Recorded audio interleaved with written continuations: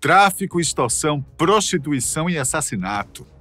Esses são apenas alguns dos vários crimes nos quais a Irmandade Ariana está envolvida. Trata-se de uma gangue tão perigosa, com mais de 15 mil membros, que até o FBI tem dificuldade em enfrentá-la. No vídeo de hoje, você vai conhecer mais sobre essa organização criminosa, tão perigosa, formada nos anos 60 e que inicialmente teve como foco as prisões americanas, mas hoje segue causando vítimas por todo o país. Os números são tão impressionantes que, conforme o FBI, nos anos 90, os membros da gangue correspondiam a menos de 0,1% da população carcerária, mas eram responsáveis por 18% de todos os assassinatos em prisões.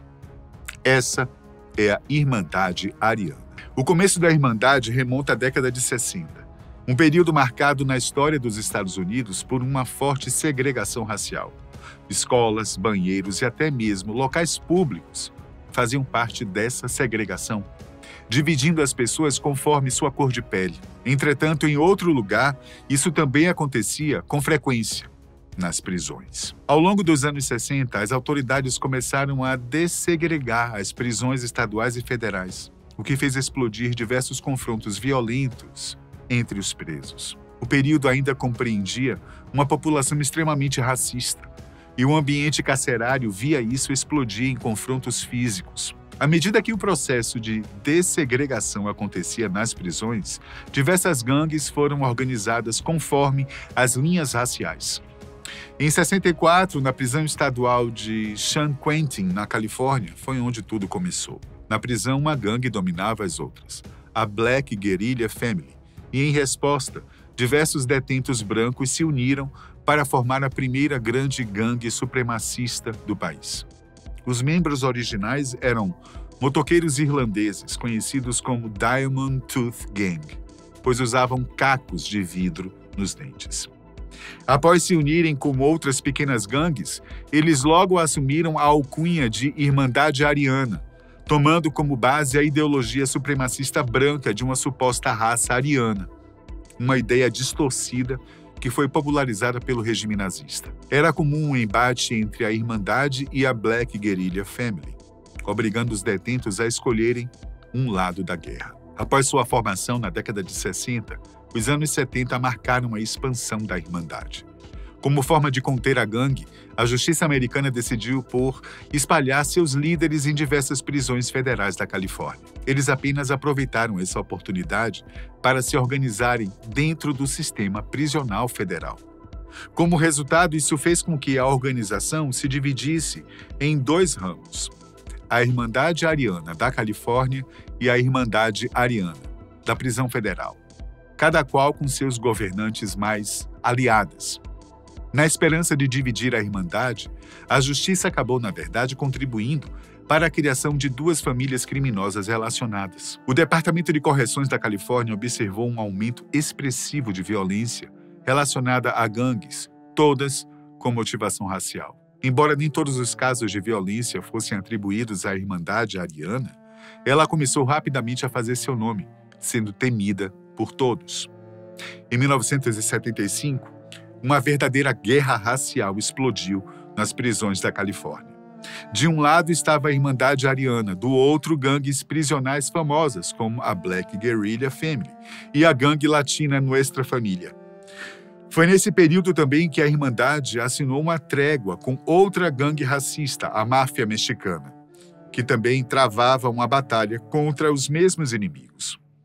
Do ponto de vista dos ideais supremacistas, essa aliança não fazia sentido, mas do ponto de vista do lucro, sim. Dada a escolha entre ganhar dinheiro ou demonstrar seu racismo, os membros sempre optavam pelo dinheiro. Frequentemente, a Irmandade trabalha em conjunto com gangues latinas, desde que exista a oportunidade de obter altos lucros.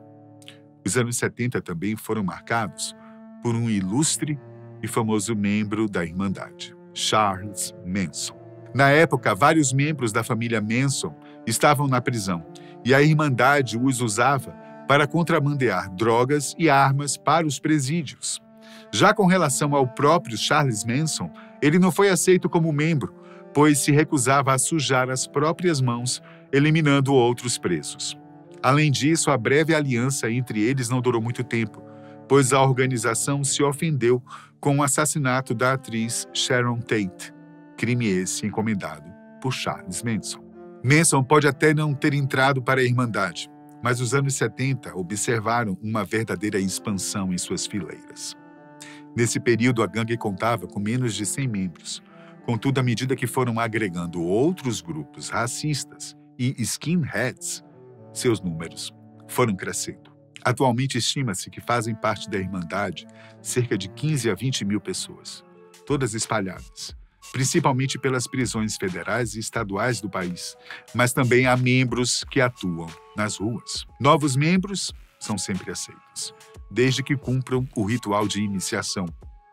Inicialmente, todos os novos membros deveriam ser brancos, além de estarem ou já terem estado na prisão. Os novatos passam por um período de experiência de 1 ano no qual devem realizar um juramento de sangue pelo resto da vida, além de cometer um ato violento de iniciação.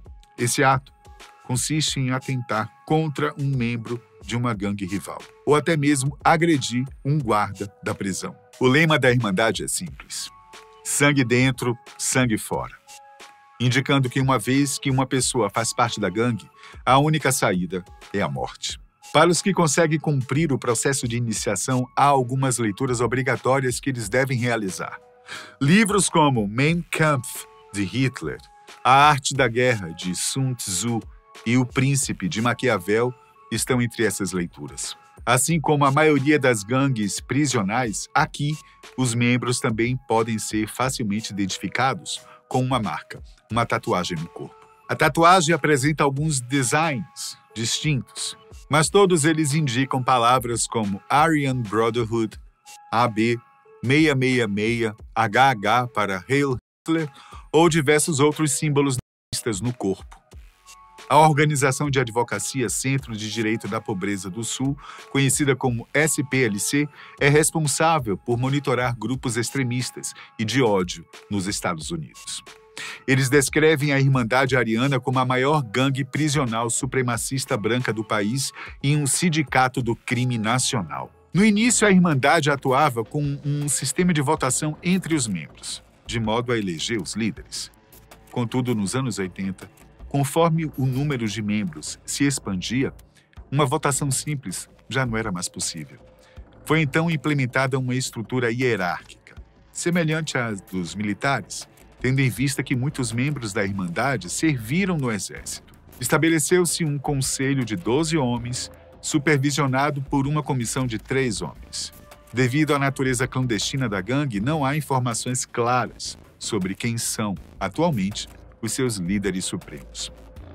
Após essa estrutura de comando ter se estabelecido, isso fez com que a gangue se tornasse ainda mais poderosa e temida. Os anos 80 foram marcados por períodos de violência extrema, responsáveis por mudar drasticamente a cultura de prisões de segurança máxima nos Estados Unidos. Tudo graças à Irmandade Ariana. Em 1981, Thomas Silverstein e Clayton Fountain, 2 membros da Irmandade, estavam presos na penitenciária dos Estados Unidos Marion, uma prisão federal de segurança máxima. Mesmo sendo de segurança máxima, ainda assim, eles foram capazes de eliminar o preso Robert Chappelle, um crime de motivações raciais. Em seguida, também eliminaram Raymond Smith, um amigo de Chappelle que tentou vingar sua morte. As condições da penitenciária de Marion eram duras. Muitos comparavam com a sensação de ser enterrado vivo. Os presos eram confinados em celas pequenas por quase 23 horas ao dia, saindo delas apenas quando algemados e sob constante vigilância. Mesmo assim, Silverstein e Fountain ainda foram capazes de executar Robert Chappelle e Raymond Smith. Após os assassinatos, os guardas ficaram em cima deles, os assediando. Os 2 não gostaram nada disso e começaram a tramar o assassinato de 2 agentes penitenciários de Marion. Foram meses tramando o que eles iriam fazer. Em outubro de 1983, quase 2 anos depois, Silverstein foi liberado de sua cela para tomar banho. Durante o percurso até os chuveiros, ele conseguiu se apoderar de uma arma improvisada e a utilizou para eliminar um dos guardas. Ao mesmo tempo, seu parceiro, Clayton Fountain, cometia o mesmo crime contra outro guarda. Os crimes em conjunto passavam uma mensagem clara: nem mesmo a prisão de segurança máxima pode nos segurar. Após a morte dos 2 guardas, os oficiais da prisão se revoltaram e tornaram a vida de todos os presos ainda mais difícil. A prisão foi sumariamente trancada, todo e qualquer tipo de contato com o exterior estava proibido.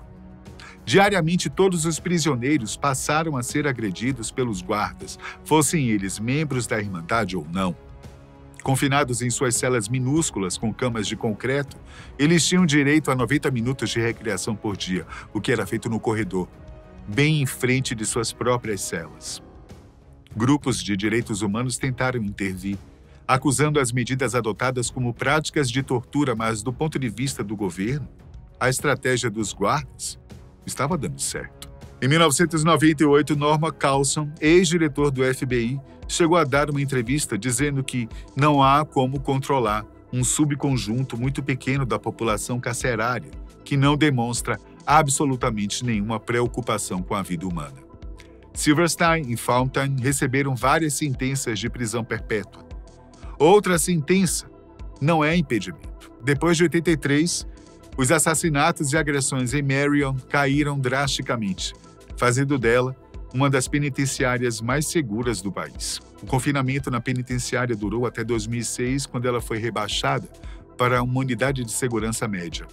Clayton Fontaine passou o resto da vida isolada em uma prisão no Missouri, perecendo em 2004. Já Thomas Silverstein ficou em confinamento solitário, de 83 até o ano de sua morte, em 2019, mais tempo do que qualquer prisioneiro no sistema federal. Conseguir encomendar ou realizar assassinatos em prisões de segurança máxima demonstra uma força que a Irmandade possui, mesmo no isolamento de seus membros. Conforme as autoridades declaram, na maioria dos casos, os presos encomendam os crimes através de suas esposas, namoradas ou até mesmo advogados. Os anos 90 foram marcados por uma mudança de abordagem da Irmandade.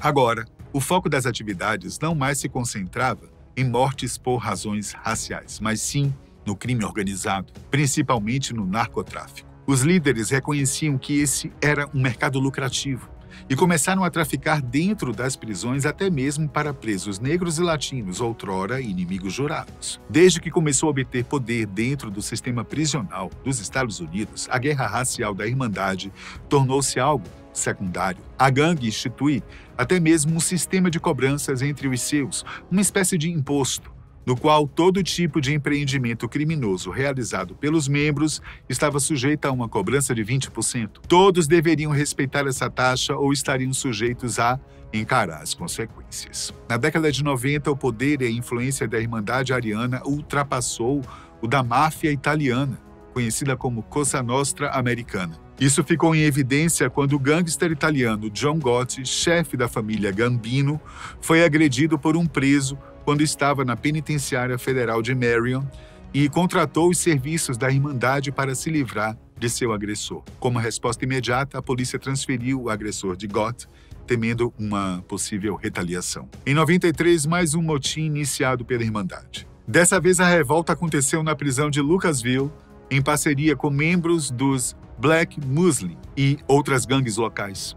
Os prisioneiros se queixavam quanto ao tratamento abusivo por parte dos guardas, bem como da superlotação do local. 9 prisioneiros foram mortos durante essa revolta, além de um policial. Os anos 2000 se iniciaram com uma faísca de esperança para os que clamavam pelo fim da Irmandade, mas que infelizmente logo foi apagada. Em 2002, 29 líderes da gangue foram presos simultaneamente ao redor do país, em uma operação organizada conjuntamente pelas autoridades de vários estados. O objetivo da operação era um só: condenar à pena de morte pelo menos 21 dos acusados. A grande dificuldade de lidar com a Irmandade Ariana sempre esteve atrelada ao fato de que, para eles, serem condenados à prisão não significa nada. Os principais líderes já estão presos. Para eles, as grades de uma prisão não são ameaça, uma vez que ainda são capazes de orquestrar os mais bárbaros crimes. Isolá-los ou transferi-los para prisões de segurança máxima também não demonstrou ser uma tática efetiva, tendo em vista que eles sempre conseguem encontrar meios para continuar agindo. Não há muitas ameaças a serem feitas para alguém que já cumpre uma sentença de prisão perpétua. a não ser a pena de morte. Nos Estados Unidos, a pena de morte é aplicada em crimes considerados extremamente graves, tais como homicídios qualificados e terrorismo, ou, em casos mais específicos, para espionagem e traição à pátria. Cada estado define suas próprias leis sobre a pena de morte, não existindo uma aplicação uniforme em todo o país. Atualmente, o estado da Califórnia, que possui o maior número de condenações atribuídas à Irmandade Ariana, possui a pena de morte, porém, em 2019, o governador Gabe Newsom suspendeu todas as execuções, fechando indefinidamente a câmara de injeção letal do estado. Isso significa que as sentenças continuam sendo aplicadas, mas ninguém está sendo executado. Ao todo, são mais de 700 presos na Califórnia que fazem parte no corredor da morte, aguardando uma execução que pode nunca acontecer. Com relação à Irmandade Ariana, 30 condenações foram feitas, mas até o momento, nenhum dos líderes mais influentes recebeu uma condenação de sentença de morte. Isso se deve tanto à dificuldade de processar membros que já estão cumprindo sentenças perpétuas, mas principalmente à complexidade de ligar diretamente líderes da gangue aos crimes cometidos sob suas ordens. As condenações à pena de morte podem até ter falhado contra a gangue, mas em 2024 a justiça encontrou outro meio de atingir a Irmandade em seu ponto fraco: dinheiro. O Departamento de Justiça realizou uma grande operação antidrogas, tendo como principal foco membros da Irmandade Ariana. Diversas armas ilegais, além de drogas potentes, foram apreendidas nesta operação. O Procurador-Geral dos Estados Unidos, Merrick Garland, definiu a operação como um golpe decisivo contra o grupo, na impossibilidade de garantir condenações mais duras para os membros. Um ataque direto contra a fonte de renda da Irmandade torna-se algo a se comemorar. Mais recentemente, em 2025, 3 membros da Irmandade foram considerados culpados de ordenar assassinatos em Los Angeles. Durante o julgamento, que durou o período de 1 mês, 3 membros de alto escalão da gangue foram julgados: Kenneth Johnson, Francis Clement e John Stinson. Todos eles já cumprem sentenças de prisão perpétua. Mesmo atrás das grades, os 3 detêm o poder de vida e morte sobre todos do sistema prisional da Califórnia. Os advogados deles, é claro, negam as acusações. Até o presente momento, a sentença dos 3 está marcada para o dia 19 de maio, quando teremos certeza se eles finalmente receberão a pena de morte ou apenas mais uma prisão perpétua para acumular com as demais. Entretanto, vale a pena lembrar que atualmente não há uma previsão definida para a retomada das execuções da pena de morte na Califórnia. Ou seja, caso os 3 recebam essa sentença, se juntarão às outras 700 pessoas que aguardam sua vez no corredor da morte. Não há nenhuma evidência de que a Irmandade Ariana possua células ou operações ativas aqui no Brasil. Por aqui, o cenário das organizações criminosas é distinto, e facções como o Primeiro Comando da Capital e o Comando Vermelho dominam o sistema prisional. Apesar de implacáveis e extremamente brutais, essas facções possuem motivações diferentes, não estando associadas a ideologias de supremacia racial. Porém, por mais que a Irmandade Ariana tenha nascido com ideais supremacistas, atualmente eles estão deslocados para o segundo plano, com o dinheiro falando mais alto. É normal, inclusive, encontrar mestiços entre os membros do grupo, algo impensável algumas décadas atrás. Para uma organização que teve início com uma gangue de motoqueiros irlandeses e agora possui mais de 20 mil membros ativos, desafiando diretamente o FBI e o Departamento de Justiça, as perspectivas para o futuro não são nada animadoras. Os membros já demonstraram inúmeras vezes que não se importam com a sentença de júri. Muito pelo contrário. Atrás das grades, eles se encontram até mesmo mais seguros para agir. Embora operações policiais como a apreensão de narcóticos possam enfraquecer temporariamente a organização, sua resiliência e adaptabilidade representam desafios quase intransponíveis para as autoridades. Até o momento, o único meio legal que a justiça americana encontrou para deter a Irmandade tem esbarrado na própria legislação americana, que preza pela vida acima de tudo. Você aí, o que é que você pensa disso tudo? Acredita que a justiça vai conseguir encontrar uma maneira de parar a Irmandade Ariana de uma vez por todas? Comenta aí.